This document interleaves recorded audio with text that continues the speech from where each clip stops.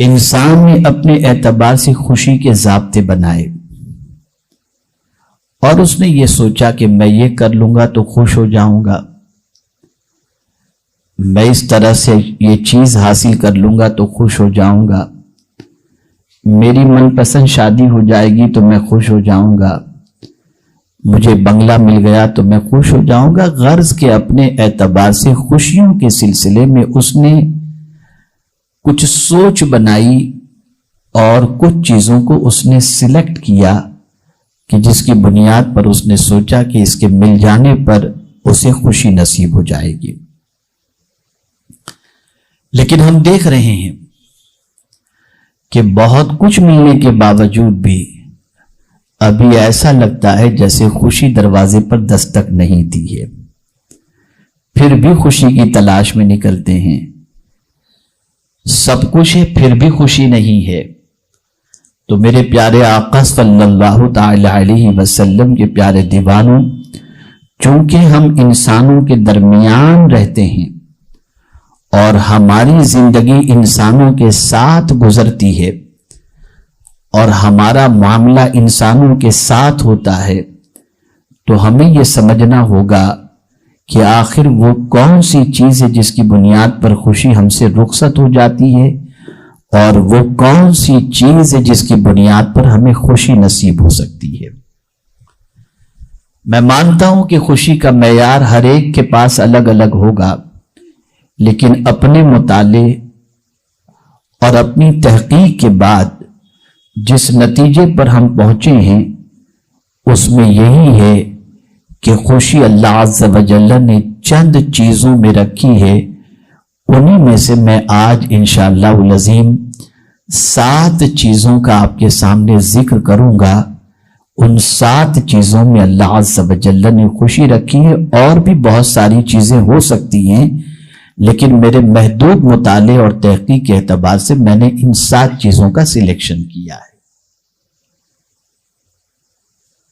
جیسا کہ میں نے عرض کیا کہ انسان انسان کے ساتھ رہتا ہے تو کبھی کڑواہٹ ہوتی ہے، کبھی باتوں سے دل آزاری ہوتی ہے، کبھی ٹیڑے منہ سے انسان کو خراب لگ جاتا ہے، کبھی کسی کے حوالے سے کچھ سن کر کے انسان کا دل بیٹھ جاتا ہے، اچھا خاصا موڈ ہوتا ہے اور کوئی ایسا حادثہ اور سانحہ ہو جاتا ہے جس کی وجہ سے اس کا موڈ خراب، اگر یہ کہوں تو غلط نہ ہوگا کہ بلب فیوز ہو جاتا ہے۔ اور یہ آپ دیکھتے ہوں گے کہ اب تو ہمارا معاشرہ اس طریقے سے بگڑ چکا ہے کہ 2 آدمی بیٹھے تو تیسرے کی غیبت کے علاوہ دوسرا کوئی کام ہوتا ہی نہیں۔ اور میرے پیارے آقا صلی اللہ تعالی علیہ وسلم کے پیارے دیوانوں، لفظوں کے تیر حضور پر بھی چلے تھے صلی اللہ علیہ وسلم، اور آج بھی ہمارے معاشرے کے اندر یہ الفاظ کے تیر چلتے ہیں۔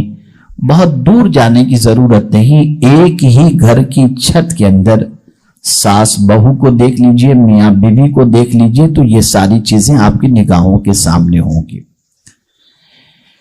ایک ساس بڑی مشکل سے چاند جیسی بہو کی تمنا لے کر کے آتی ہے، لیکن وہی چاند جیسی بہو کچھ دنوں کے بعد ڈائن بن جاتی ہے۔ یہ ماحول ہے ہمارے یہاں کا۔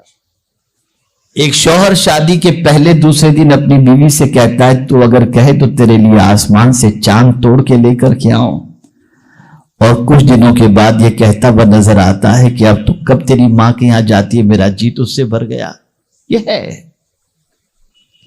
یہ آپ معاشرے کے اندر روز دیکھتے ہوں گے اور اس کا مشاہدہ کرتے ہوں گے۔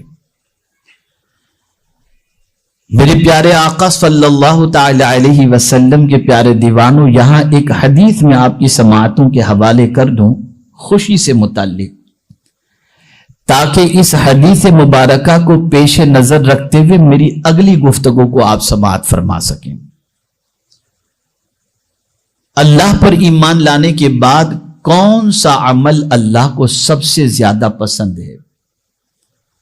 آقا کریم صلی اللہ علیہ وسلم ارشاد فرماتے ہیں، احب الاعمال بعد الایمان باللہ ادخال السرور فی قلب المسلم، اللہ پر ایمان لانے کے بعد جو عمل اللہ کو سب سے زیادہ پسند ہے وہ یہ ہے کہ تمہاری وجہ سے کسی مسلمان کے دل میں خوشی دوڑ جائے،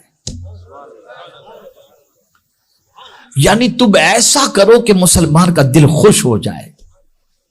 یہ حضور صلی اللہ علیہ وسلم کا ارشاد ہے۔ اب میرے پیارے آقا صلی اللہ تعالی علیہ وسلم کے پیارے دیوانوں، جب ہم معاشرے میں رہتے ہیں، انسانوں کے ساتھ رہتے ہیں، فیملی کے ساتھ رہتے ہیں، دوستوں کے ساتھ رہتے ہیں، کاروباریوں کے ساتھ رہتے ہیں، تو ظاہر سی بات ہے کہ کچھ انبن تو ہوگی نا۔ اب اس انبن کی وجہ سے ہم غم کے شکار ہو جائیں گے، تو اب حضور صلی اللہ علیہ وسلم کو رب نے تعلیم عطا فرمائی کہ میرے محبوب کس طریقے سے اس معاشرے کو خوش کیا جائے، تو رسول اعظم صلی اللہ علیہ وسلم کو اللہ نے فرمایا خذ العفو، میرے محبوب معافی کو اختیار کر لو۔ اگر آپ کو معاشرے کے اندر خوش رہنا ہے تو اس کا پہلا دستور یہ ہے کہ فرگیونیس، معافی کے اصول کو اپناؤ۔ اب اگر اس کو میں سائیکولوجیکل سمجھاؤں تو بہت اچھی طرح آپ کی سمجھ میں بات آ جائے گی۔ جو معاف نہیں کرتا وہ منصوبے بناتا ہے، اس نے مجھے ایسا کہا نا، ٹھیک ہے اب میں دیکھتا ہوں، بلایا دوست کو، پلان شروع۔ اب وہ پلان بناتا رہے گا، رات کو کروٹیں لیتا رہے گا، پریشان رہے گا، نیند نہیں آئے گی، سوچتا رہے گا اس کو کیسے گراؤں، اس کو کیسے ذلیل کروں، اس کو کیسے رسوا کروں، اس کو کیسے سبق سکھاؤں۔ اب یہ پلان بناتا رہے گا، اسی پلان میں اس کی زندگی غم میں ڈوب جائے گی، اس کی رات کی نیند ختم ہو گئی۔ ریونج کے جذبے کی بنیاد پر اس کی مینٹلیٹی ایسی ہو گئی کہ وہ رات کو چین کی نیند نہیں سو رہا، پلان بناتا ہے اس کو کیسے گرایا جائے، کیسے ذلیل کیا جائے، کیسے رسوا کیا جائے، اس نے مجھے اس طریقے سے کہا، میں دیکھ لوں گا، یہ ساری چیزیں اس کے ذہن میں آتی ہیں۔ قربان میرے رب کی عظمت پر اور اس کے پیارے حبیب صلی اللہ علیہ وسلم کی عظمت پر کہ معافی کو اختیار کرنے کا حکم اللہ عز و جل نے اپنے محبوب صلی اللہ علیہ وسلم کو عطا فرما کر یہ رسول اعظم کی سنت بنا دیا کہ معاف کرنا میرے محبوب کی بھی سنت ہے اور میری بھی سنت ہے۔ اب سائیکولوجیکل اس کا بینیفٹ میں آپ کو بتاؤں کہ معاف کرنے میں 1 منٹ لگتا ہے، لیکن غم سارے کے سارے لمبے عرصے تک کے ختم ہو جاتے ہیں۔ ایک طویل عرصے تک کا ٹینشن ختم، ایک لمبے عرصے تک کی مینٹلیٹی جو مائنڈ جو ڈسٹرب تھا نا وہ ختم۔ اور جہاں آپ نے یہ 1 منٹ جو معافی کا کام ہے یہ نہیں کیا تو میں یہ سمجھتا ہوں کئی مہینوں تک کی نیندیں آپ کی برباد ہوں گی، آپ کا چین ختم ہو جائے گا، آپ غم کے شکار رہیں گے، ٹینشن میں رہیں گے۔ لیکن جیسے ہی آپ نے معاف کر دیا آپ کے قلب کو اللہ عز و جل نے راحت عطا فرما دی۔ یہاں ایک اور خاص بات عرض کر دوں کہ معاف کمزور بندہ نہیں کرتا، طاقت والا بندہ معاف کرتا ہے، اور معاف کرنا یہ کمزوری کی علامت نہیں ہے بلکہ معاف کرنا یہ بہادری کی علامت ہے، یہ بہادری کی علامت ہے۔ کبھی انسان کے دل و دماغ میں شیطان وسوسے ڈالتا ہے، ارے تجھے یہ بزدل سمجھے گا، ارے تجھے یہ کمزور سمجھے گا، معاف کیا کہتا ہے، چھوڑنا نہیں اس کو، معاف کرے گا تو تیری ویلیو گھٹ جائے گی۔ یہ سب شیطانی ہتھ کنڈے ہیں، شیطانی وسوسے ہیں۔ میرے آقا صلی اللہ علیہ وسلم ارشاد فرماتے ہیں صدقہ دینے سے مال کم نہیں ہوتا اور معاف کرنے سے عزت کم نہیں ہوتی، معاف کرنے سے عزت کم۔ آپ زندگی میں کبھی اس کو دیکھ لیجئے گا، میں اس کو ایک چھوٹی سی مثال کے ذریعے سمجھاؤں تو بات سمجھ میں آئے گی۔ ہمارا مزاج کتنا خراب ہے میں آپ کو بتاؤں۔ ہم اگر بائک والے ہیں نا اور ہماری بائک جا رہی ہوگی، بیچ میں کوئی سائیکل والا آ جائے گا نا تو ہم غصے میں آ جائے گا، بیچ میں کہاں سے آ گیا. لیکن اگر مرسیڈیز والا آئے گا تو غصہ نہیں آئے گا، کیونکہ اس کا اسٹیٹس ہم سے اونچا ہے. ہم خود سائڈ کنارے پہ گاڑی بائک سائڈ میں کر دیں گے، اس کو جانے کے راستہ دے دیں گے.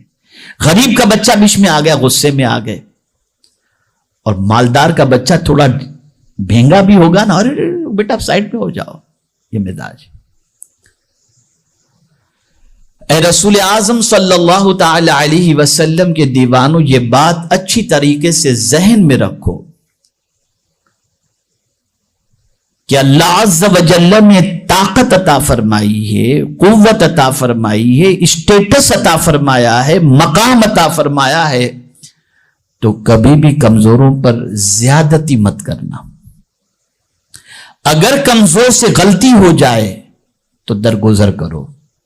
طاقتور کو تو ہر کوئی معاف کر دیتا ہے، کمال کی بات تو یہ ہے کہ کمزور کو معاف کیا جائے.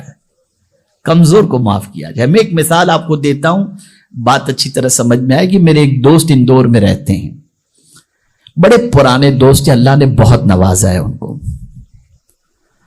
وہ اتفاق سے اپنی کار سے جا رہے تھے، دو نوجوان بائک پر تھے. میں اس لیے یہ مثال آپ کے سامنے پیش کر رہا ہوں جو ریئلٹی ہے، تاکہ آپ اپنی زندگی میں اس کو محسوس کر سکیں، سمجھ سکیں. دو نوجوان بائک پر جا رہے تھے، اور بائک والوں کا تو کیا کہنا، غیر فطری چیز ہے وہ گاڑی. تو بائک تو غیر فطری چیز ہے نا. جانور بھی کوئی ایسا نہیں ملے گا جس کی ایک ٹانگ آگے ایک ٹانگ پیچھے ہو. یہ بائک ہی ہے کہ جس کی ایک ٹانگ آگے اور ایک ٹانگ پیچھے. سائیڈ کا جب تک اسٹینڈ ہو کھڑی نہیں رہ سکتی وہ، ٹھیک ہے نا. تو وہ بائک سے جا رہا تھا. اب وہ ایسے ہی سامنے سے گزرا، انہوں نے بریک مارا لیکن تھوڑے سے اس کی بائک پر ٹچ ہو گیا. اب وہ بہادر جو ہے بائک روکا، اترا، گاڑی کے دروازے پہ اس نے دستک دی. اب وہ جو ہمارے دوست تھے، بڑے سلجھے ہوئے دوست ہیں، وہ گاڑی سے باہر نکلے، اس کو دیکھا انہوں نے، اور دیکھنے کے بعد اس سے پہلے کہ وہ گالی گلوچ کرے یا کچھ کہے، انہوں نے کہا سوری سر. گاڑی والے نے غلطی اس کی نہ ہونے کے بعد اس نے کہا اچھا معاف کر دینا بھائی، سوری. ہاں تو کہتا ہے غصے میں آ گیا. وہ ایسا ہوتا ہے، آپ حق پر رہتے ہوئے کسی سے معافی مانگے تو وہ شیر ہو جاتا ہے، وہ گنڈا گردی شروع کر دیتا ہے. تو ایسا کیا اس نے، وہ چلانے لگا، تم کو نظر نہیں آتا یہ وہ، گاڑی آ گئی تو کیا، اس طرح سے وہ چلا رہا تھا. تو اسی کے دوست نے جو اس کے ساتھ بیٹھا ہوا تھا، اس نے کہا تجھے شرم نہیں آتی کہ اتنا بڑا آدمی تجھ سے معافی مانگ رہے جبکہ غلطی تیری ہے، اور اس کے بعد بھی تو اس طریقے کی بات کرتا ہے. ایک تماچا مارا اپنے دوست کو، بولا چل بائک پہ بیٹھ جا. اب میں آپ سے ایک سوال پوچھتا ہوں، غور سے سنیے گا. ایک سوال پوچھتا ہوں. وہ بائک والا اور گاڑی والا دونوں آستین چڑھاتے، بات بڑھتے بڑھتے یہاں تک پہنچتی کہ کورٹ اور مقدمہ اور پولیس چوکی، FIR، ساری چیزیں سب شروع ہو جاتا. لیکن ایک معافی نے ساری جھنجھٹ سے چھٹکارا عطا فرما دیا. ایک معافی نے ساری جھنجھٹ سے چھٹکارا عطا فرما دیا. آقا کریم صلی اللہ تعالی علیہ وسلم اس لیے معاف کرنے کو بہت پسند فرماتے. اور رب قدیر جل جلالہ کی بارگاہ کے اندر بھی ہم جب دعا کے لیے ہاتھ اٹھاتے ہیں تو کہتے ہیں اللہم انک عفو تحب العفو. شب قدر کے حوالے سے ام المؤمنین حضرت عائشہ صدیقہ رضی اللہ تعالی عنہ کہتی ہیں کہ میں نے آقا کریم صلی اللہ علیہ وسلم سے دریافت کیا کہ یا رسول اللہ صلی اللہ تعالی علیہ وسلم، اگر میں شب قدر پالوں تو کون سی دعا کروں؟ تو سرکار نے فرمایا یہ دعا کرو، اللہم انک عفو تحب العفو فاعف عنا. اے اللہ تو معافی کو پسند کرتا ہے، تو معاف کرنے والا ہے، ہمیں بھی تو معاف فرما. پتہ چلا معاف کرنا اللہ کی بھی سنت ہے اور مصطفیٰ کی بھی سنت ہے صلی اللہ علیہ وسلم. تو پہلی چیز، اگر خوش رہنا ہے تو معاف کرنے کی عادت اپناؤ. چھوٹوں کو بھی معاف کرو اور بڑوں سے معافی مانگنے کی عادت بناؤ. تمہاری زندگی میں خوشیاں ہی خوشیاں رہیں.